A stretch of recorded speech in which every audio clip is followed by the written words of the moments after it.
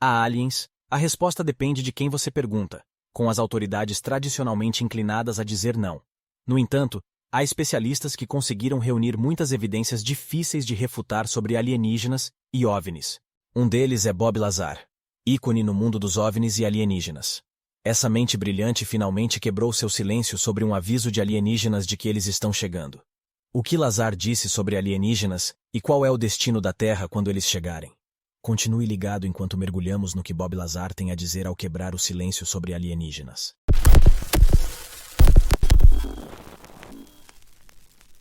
O assunto de alienígenas ou seres extraterrestres é delicado, com esforços extensivos para esconder a verdade do público em geral.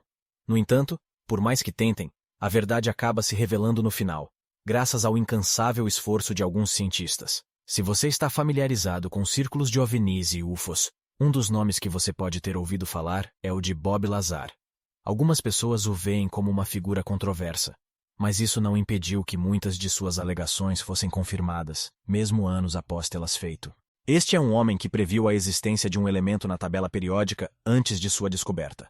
E não apenas foi descoberto, mas suas propriedades se encaixaram exatamente como Lazar as descreveu. Lazar também trabalhou em alguns dos locais mais restritos do mundo, onde são realizados experimentos e atividades super secretas. Bob Lazar nasceu em 1959 em Coral Gables, na Flórida. Ele cresceu no sul da Califórnia e frequentou o Pierce Junior College e a California State University Northridge, onde estudou eletrônica. Depois da faculdade, Lazar trabalhou como técnico no Laboratório Nacional de Los Alamos, no Novo México, que é uma das principais instalações de pesquisa do país. Ele também trabalhou em outras empresas de alta tecnologia e agências governamentais. Em seus 20 e poucos anos, Lazar se interessou por foguetes e sistemas de propulsão, e começou a construir seus próprios motores de foguete em seu tempo livre. Esse hobby eventualmente o levou a se candidatar a um emprego em uma empresa chamada AG&G, que era uma contratada do Departamento de Defesa dos Estados Unidos. A AG&G estava procurando alguém com experiência em eletrônica e foguetes para trabalhar em um projeto que envolvia o desenvolvimento de sistemas de propulsão avançados para aeronaves militares. Em 1982, Lazar foi contratado pela AG&G para trabalhar em uma instalação chamada S4, que fica perto da Área 51, em Nevada. S4 é uma instalação altamente secreta que se diz estar envolvida no teste e desenvolvimento de aeronaves e sistemas de armas avançados. Claro, não há confirmação oficial disso. Um dos destaques da carreira de Lazar foi trabalhar em um projeto ultra-secreto que envolvia a engenharia reversa de tecnologia extraterrestre. Lazar trabalhou em 9 fontes voadoras de origem extraterrestre, que estavam armazenadas em hangares construídos nas laterais de uma montanha. Ele pôde revelar isso porque recebeu autorização de segurança para trabalhar nelas. Lazar afirma que fazia parte de uma equipe de cientistas e engenheiros que tentavam reverter a engenharia da tecnologia para entender como ela funcionava e como poderia ser replicada. Embora a vida pessoal de Lazar deixe muito a desejar, suas conquistas não podem ser ignoradas. Curiosamente, uma de suas principais descobertas o colocou em apuros com as autoridades, que aparentemente desejam que algumas coisas permaneçam ocultas. O negócio de Lazar em sua casa até foi revistado nesse esforço concertado para manter as coisas como estão. Foi assim que tudo começou. Em 24 de maio de 1989, Lazar deu os primeiros passos para se tornar uma das figuras mais influentes na lei dos OVNIs. Durante uma entrevista ao vivo com o repórter investigativo George Knapp, em Las Vegas, ele escondeu sua identidade e usou o pseudônimo Dennis. O que está acontecendo lá em cima? Bem, há vários, na verdade 9 discos voadores. Lazar afirmou ter trabalhado em espaçonaves extraterrestres recuperadas pelo governo dos Estados Unidos em uma seção não confirmada da Área 51 conhecida como S4. Meses depois, Lazar revelou que o governo dos Estados Unidos havia lançado uma guerra secreta total contra ele. Disse que furou um de seus pneus e apagou todos os seus registros acadêmicos da Caltech e do MIT. Lazar mais tarde afirmou que seu trabalho na Área 51 era fazer engenharia reversa de um material alienígena conhecido como Elemento 115, que ele afirmava ser usado para alimentar uma espaçonave alienígena. Lazar insinuou repetidamente que pegou um pedaço do Elemento 115 da Área 51 e que o governo federal está muito interessado nesse elemento. Lazar retornou em grande parte à vida privada nos anos seguintes à sua primeira aparição. Eventualmente, ele fundou uma loja de suprimentos e equipamentos científicos em locais no Novo México e Michigan. Curiosamente, a empresa de Lazar foi invadida pelo FBI e pela polícia local enquanto eles estavam filmando um documentário sobre a vida de Lazar. Isso levantou compreensivelmente a suspeita de Lazar e de seus fãs, que acreditam que o FBI está tentando recuperar amostras do elemento 115 que Lazar pegou da Área 51. Era um segredo aberto que Lazar estava sob vigilância do governo, e isso foi o mais recente de uma campanha de assédio de décadas contra ele. Quando Lazar se juntou a Joe Rogan em seu popular podcast, ele teve a oportunidade de esclarecer muitas coisas, e foi uma audição, e tanto. Lazar contou como acabou trabalhando na famosa Área 51. Ele mencionou que o pai da bomba de hidrogênio, Edward Teller, estava dando uma palestra lá no laboratório. Eles não tinham muito o que fazer naquele dia em seu grupo, então ele perguntou se poderia ir lá.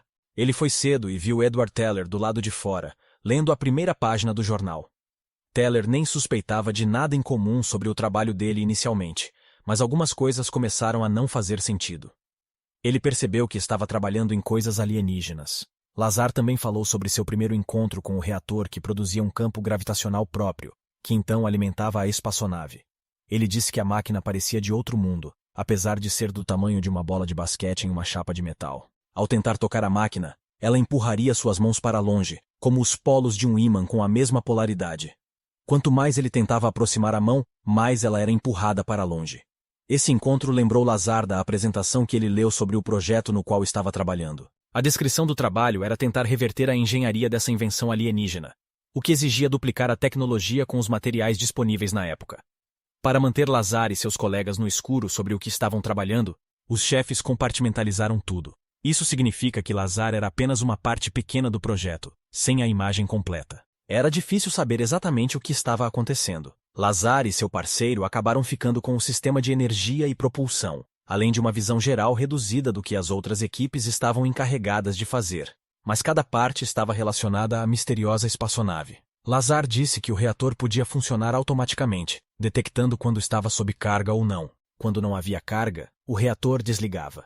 Descrevendo o quão sofisticado era o reator, Lazar disse que não havia fios conectando os diferentes componentes por dentro.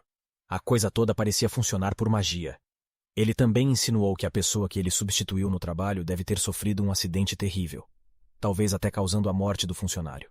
No entanto, ele nunca recebeu todos os detalhes, nem mesmo seu parceiro tocou no assunto. No entanto, Lazar acreditava que o acidente estava relacionado ao trabalho que estavam fazendo, e deve ter ocorrido enquanto estavam experimentando coisas diferentes com o reator. Enquanto isso, o reator não era o único disponível, embora Lazar só tenha sido autorizado a trabalhar em um. Ele disse que conseguiu ver 9 espaçonaves em forma de disco armazenadas em locais isolados. Embora tivessem aproximadamente o mesmo tamanho, cerca de 52 pés de diâmetro, e fossem em forma de disco, ele observou que todas eram diferentes. Então, como essa experiência de encontrar algo de um mundo alienígena afetou a vida de Lazar? Ele disse que foi emocionante, especialmente para um cientista em seus 20 anos. Foi a única vez que isso se tornou emocionante. O resto do tempo, no entanto, era um sentimento realmente sombrio estar no trabalho. Mas naquele momento, era emocionante. Quer dizer, agora eu sabia que estávamos absolutamente além da ponta mais avançada da ciência, e eu estava absolutamente empolgado por estar lá. Toda vez eu estava, mas a empolgação rapidamente diminuiu e se tornou temor, devido ao enorme poder do reator com o qual estavam lidando. Era assustador que um foguete tão pequeno pudesse produzir tanta força gravitacional. Lazar confessou que era perigoso, porque muitas coisas com as quais eles estavam experimentando eram completamente desconhecidas. Mas quando foram adquiridos esses foguetes e como? Lazar disse que essa informação era estritamente controlada e não era revelada a nenhum deles, mesmo que trabalhassem nessas máquinas todos os dias. Foi surreal, como Lazar colocou, que eles tivessem apenas que fazer a engenharia reversa do reator sem sequer saber quando ele foi obtido. No entanto, a documentação esparsa revela de onde essas máquinas vieram. Lazar disse que elas vieram do sistema estelar Zeta Reticuli, codinome ZR3. Eles rastrearam essas coisas até o terceiro planeta do sistema estelar. Fora isso, não havia mais nada sobre como as máquinas foram obtidas. Zeta Reticuli é um sistema estelar binário na constelação Reticulum, visível no hemisfério sul durante a noite. Zeta Reticuli pode ser visto claramente como uma estrela dupla a olho nu, se observado em céus suficientemente escuros. As duas estrelas, Zeta 1 Reticuline e Zeta 2 Reticuline, estão a cerca de 39 anos-luz da Terra e são estimadas com idades entre 1,5 e 3 bilhões de anos. Mas o que torna essas estrelas tão intrigantes é que, em comparação com o nosso Sol, elas são muito semelhantes, sendo assim chamadas de análogos solares e de interesse para astrônomos que podem compará-las com nossa estrela anfitriã do Sistema Solar. Entusiastas de OVNIs sabem que Zeta Reticuli é o lar de uma espécie de formas de vida alienígenas que visitaram a Terra nos anos 1960 e abduziram um casal chamado Betty e Barney Hill. Betty desenhou um mapa astronômico com base no que ela alegou ter visto a bordo da espaçonave, que desde então ficou conhecido como o Mapa Estelar de Betty Hill, que alguns afirmam mostrar que os alienígenas em questão são originários do sistema estelar Zeta Reticuli. Então as autoridades sabiam de onde esses objetos vinham? Lazar disse que nunca revelaram. Ele disse que um dos principais interesses da investigação era fazer o foguete funcionar e também desvendar o tipo de combustível que o alimentava. E aqui as coisas ficaram interessantes. O combustível é um elemento pesado conhecido como elemento 115. Lazar disse na época que não havia tal elemento na tabela periódica. No entanto, o elemento foi adicionado à tabela periódica em 2004 e chamado de moscóvio, porque foi descoberto na cidade russa de Moscou. No entanto, Lazar disse que o elemento 115 usado como combustível era diferente daquele posteriormente adicionado à tabela periódica, em muitos aspectos. Lazar disse que, apesar de todo o tempo que passou na instalação, eles não conseguiram descobrir as máquinas alienígenas. O problema era que o dispositivo violava todas as leis físicas possíveis. O foguete nunca aquecia, mesmo que estivesse gerando e usando tanta energia. Eles também testaram campos magnéticos e não conseguiram detectá-los. No entanto, Lazar disse que eles conseguiram descobrir como operar a aeronave alienígena, o que não é tão surpreendente, porque, como Lazar ilustra, muitas pessoas podem dirigir um carro hoje sem saber como os carros funcionam, ou como a propulsão é alcançada. Lazar descreveu um teste de operação da espaçonave que testemunhou. Ele não fazia parte da equipe de teste, mas estava presente quando o teste foi realizado e conseguiu ver como funcionava. Lazar disse que a espaçonave decolou silenciosamente, para sua surpresa. O único sinal visual era uma pequena descarga de corona na parte inferior. Isso se tornou visível à medida que a espaçonave se elevava a cerca de 5 ou 10 pés do chão.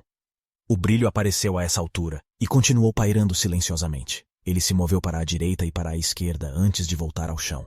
Lazar disse que a espaçonave dobrava a luz ao seu redor, graças à gravidade, mas para sua surpresa, os manipuladores conseguiram se comunicar com o piloto dentro dela, o que não deveria ser possível.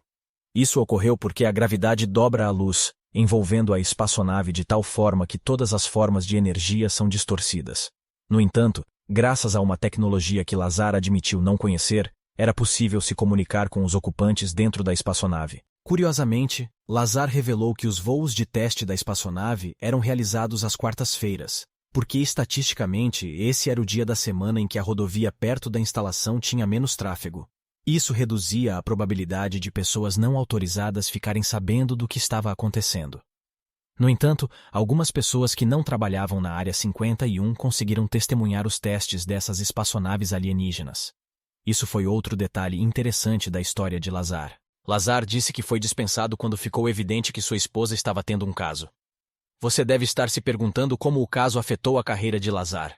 Bem, uma das condições que Lazar concordou era que seu telefone residencial seria monitorado. Isso era necessário para que ele obtivesse a autorização de segurança necessária para trabalhar no projeto secreto. Isso significava que os chefes de Lazar sabiam do caso de sua esposa antes dele. Outra condição que Lazar concordou era que ele deveria ter uma vida doméstica estável. Portanto, quando a infidelidade de sua esposa veio à tona, ele foi gradualmente dispensado. No entanto, Lazar não conseguiu simplesmente seguir em frente com o resto de sua vida. Ele disse que começou a ser seguido por agentes especiais, o que interrompeu muito sua vida pessoal e o causou muita ansiedade. Eventualmente, ele chegou a um ponto em que não podia mais guardar tudo para si, então confidenciou a alguns amigos próximos sobre o trabalho que estava fazendo. Claro, seus amigos precisariam de evidências para acreditar nas histórias malucas que ele estava contando. Quem não acharia que o amigo enlouqueceu quando ele começa a falar sobre ver e tocar em espaçonaves alienígenas? Para convencê-los, Lazar decidiu levá-los às áreas perto da Área 51, na data programada para os testes de voo. Lazar testemunhou que ele trouxe carros cheios de amigos para a área em 3 ocasiões para observar esses testes secretos. Alguns dos eventos também foram capturados em câmera, o que ele afirma poder ser encontrado na internet e ter sido analisado por especialistas. Lazar diz que os alienígenas que trouxeram as espaçonaves podem ter evoluído tecnologicamente de maneira diferente e em um ritmo diferente do nosso. Ele disse que os alienígenas em Reticuli podem ter começado a fazer progressos tecnológicos usando o poderoso elemento 115 como combustível. A partir de um combustível tão poderoso, não é impossível que eles tenham alcançado uma taxa de progressão que nós, humanos, só podemos sonhar. Lazar também afirma que a tecnologia se fundirá conosco, humanos, em algum momento, e que isso já está acontecendo. Bem, Elon Musk está determinado a tornar isso realidade. Sua empresa, a Neuralink, pode começar os testes de seu chip de implante cerebral em humanos este ano, após testes bem-sucedidos em animais. Deixe suas opiniões sobre a existência de alienígenas na seção de comentários abaixo.